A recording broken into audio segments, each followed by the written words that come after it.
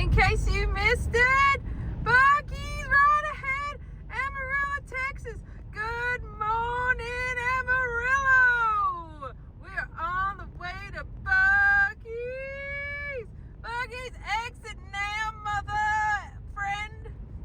Just exit. Woo! Buc-ee's.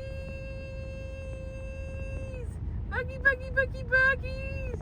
You see the beaver, you sure are lucky. So come on down, go to Buc-ee's. Yeah, we're gonna have some fun. Come check it out with us. Good pay, good benefits.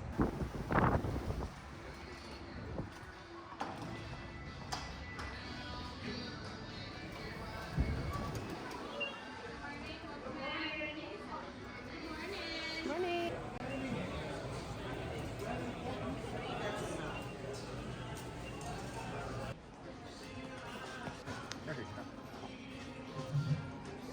Buc-ee's here.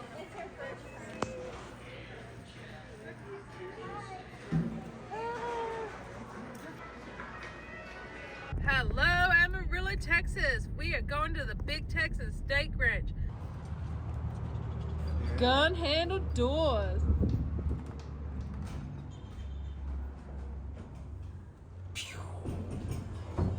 Look at this mountain of butter that we have at our table. It's beautiful. Yes, I agree. It is also very, very beautiful. I just want to know what they would do if you like put all of that butter on your food and they came back to the table to restock and they're like, did they eat all of that butter themselves? Oh my God, we should try noodle the butter. We should try and eat all that butter. That's the Big Steak Texan Butter Challenge. The Big Texan Butter Ranch. Big Butter Steak Texan Ranch Challenge. Prime skins. When you go to Big Texan Steak Ranch, get the prime skins. It's potato. It's amazing. It's not human skin, it's potatoes. Cowboy bites, steak. You're spinning too much. Just one spin.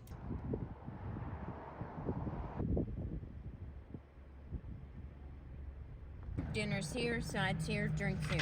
Cool, Go thanks. take a gander at that and honk at me when you're ready. We're at Elmo's Drive-In in Amarillo, Texas. I have a lot of abandoned locations on my map. I pulled up to this thinking it was an abandoned location. There's a lighted sign saying open, so we pull up. Someone comes out to take our order. This place is in original, unrestored condition. It's only original once. Hand-painted signs. We have been hearing about this place and hearing about this place and meaning to stop by. And today we're able to stop by. It's the Lyle Art Gallery. What we have here is we take chunks of paint off of Cadillac Ranch or whatever, and these are layers and layers and layers of all these different colors. He has a piece that is like about that thick and about that big, around 100 pounds. So anyway. Of pure paint. These are made out of this paint. It's all polished and carved, and you get these random colorful patterns. But where the bubbles come up, that's why you have the different colors in here. If you turn it over, see how different it is?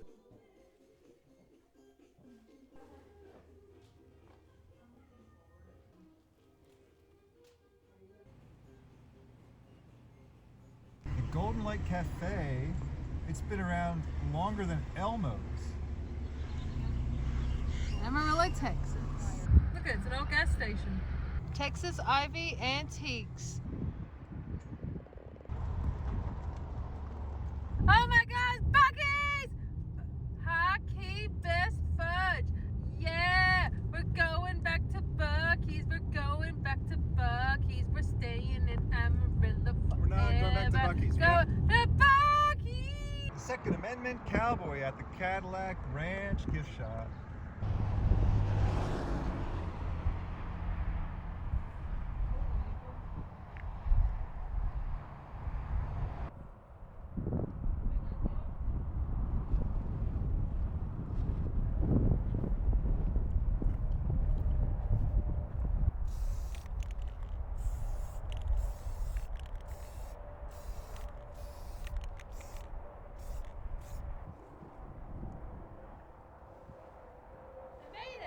Texas Route 66 Visitor Center in Amarillo, Texas.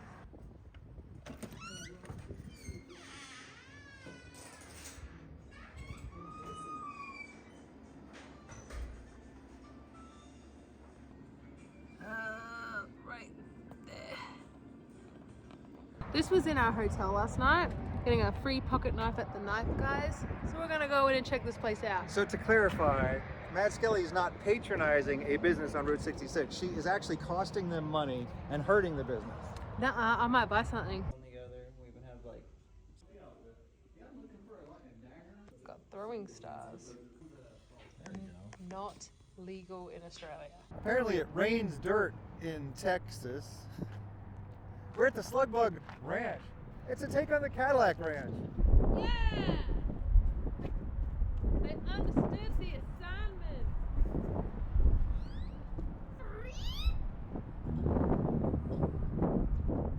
You will get pie.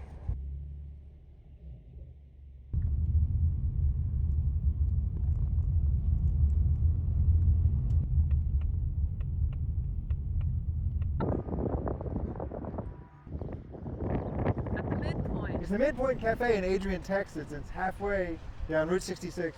1,100 miles to Chicago, 1,100 miles to LA.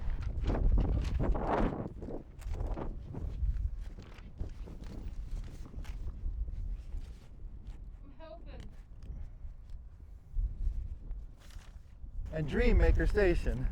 They would like to emphasize that they are a different establishment from the Midpoint Cafe. Send me some pens. Oh, those are wild.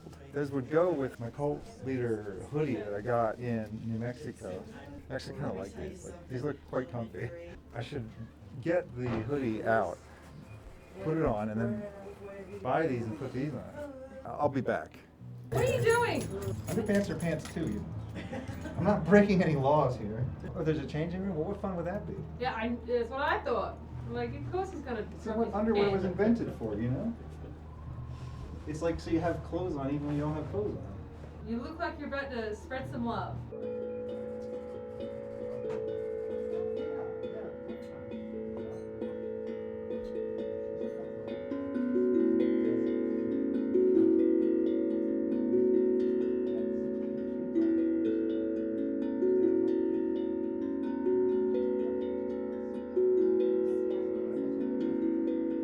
What are you doing here? Build Cobras and GT40s? Fiberglass bodies? Fiberglass bodies. That car will be one of two in the world when it's done. This is a prototype GT40 for 67. That white car up there is what it looked like when it's done. Oh, that's That cool. one is in the museum in California at the Peterson. Peterson, yeah, we go there all the time, every chance we get. You've Yeah. probably seen it. Yeah, if you've been there in the last couple of years, it's there. And this one's a repair and repaint. It just come in a few days ago.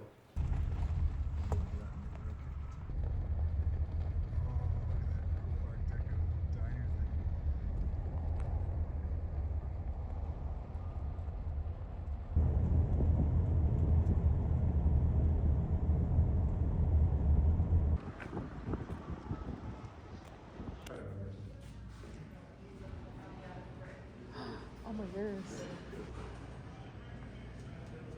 People who aren't from America would be amazed at the size of this cup.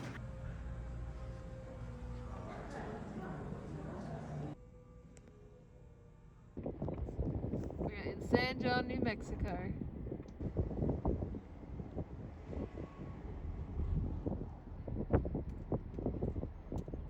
Oh look, the world's largest flip-flop. Oh, that's where we're supposed to, yes, that's where we're supposed to come. Did it fall over? This is Wasteland Firebird reporting to you from the world's biggest flip-flop, which is still under construction. But as you can see, it is 95% done. With your donations, this dream, this magnificent dream, can be complete. When we first met, she had this thing for flip-flops. Right? So everything I got her, I made her, whatever it had to do with the flip-flop. We've always been looking for something to make, so we started making stuff like this via the flip-flop. And then during quarantine, we decided to do Route 66, and we went ahead and found this area out here. It was an old gas station, if you look back there. And it was too crumbly to redo, so we just decided to do this and put up the world's largest flip-flop. How close are we to finishing the flip-flop? It looks like it's almost done. Well, the front's super, super close. We only got a few more pieces to put on, but the back is going to take a little bit longer because what we're doing is we're collecting tires off of Route 66 to put on the back as the sole of the shoe. After the largest flip-flop in San John, New Mexico.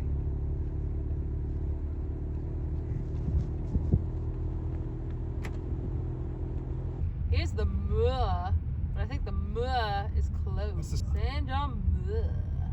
But that thing's seen some action. I don't do something without understanding why I'm doing it. And last year, when I first traveled Route 66, I realized why I found it so compelling. I talk to people on the route, and I think even they don't understand what's so compelling about it. They just feel compelled, and they come out and do it.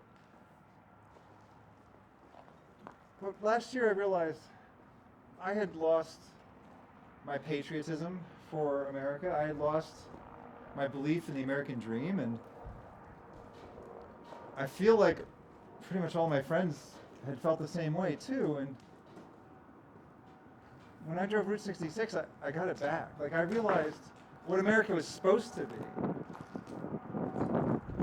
And sure, I know that there are some definite problems with everything that America is, everything that America was. Yeah, there were problems with that, but there was a whole lot of good that America brought to the world that I had been failing to appreciate. Whether you call it a republic or a democracy, there were not a lot of countries governed that way when America was formed. And so it became the world's bastion of freedom. Not to mention the free market, capitalism, that's a dirty word among my friends, but capitalism produced more wealth than any economic system ever, and it gave us the ability to make expensive movies and export our culture to the rest of the world so that everyone else in the world could see how great America was, and that made them want to come to drive Route 66. And so that's all they think it is, like, oh, it's a simpler time, small towns, and American culture. But there's more to it than that. America really is a special country. It's a special place. It's the freest place in the world. The freest market in the world. The most prosperous country that has ever existed. You're going to cut yourself in that glass. We're going to have to take you to the hospital. You're going to have to activate your special travel insurance, which God knows if that stuff actually ever works when people need it.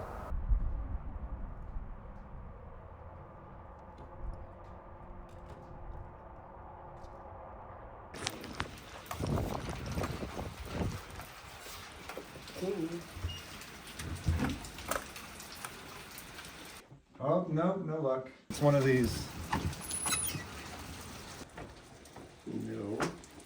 Nope, not this room. Do you know his name? No, he's a mystery guy. He's a mystery artist. Yeah. Just that his account is called Room Attack. Yeah, I know that guy. Yeah. I've seen him in town. Not now recently, but see the door. Yeah, I see open. that. The door is on that side, yep. No, that can't be either because the plate is. The switch doesn't dark. match.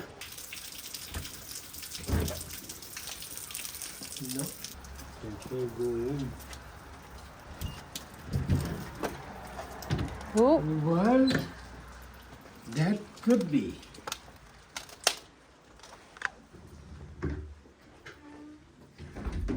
Let me check Bible. Open the door, get a little more light. oh yeah. The other thing is he draws a pencil line around the mirror too. Oh, there we go, pencil line. That's the one. And this is the room we want to rest.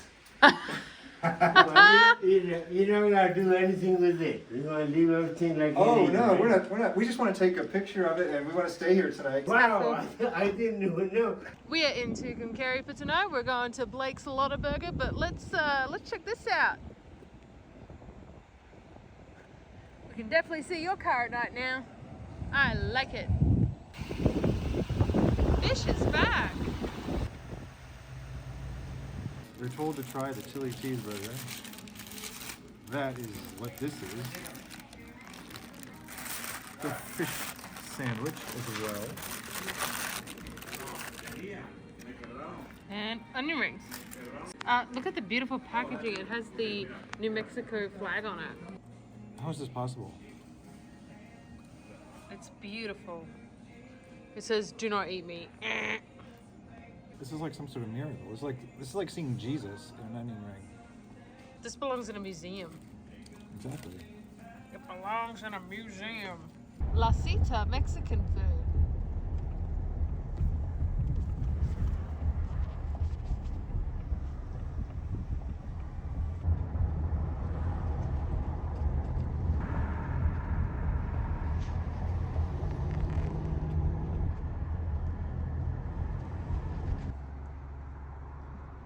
It's not about making good time, it's about having a good time.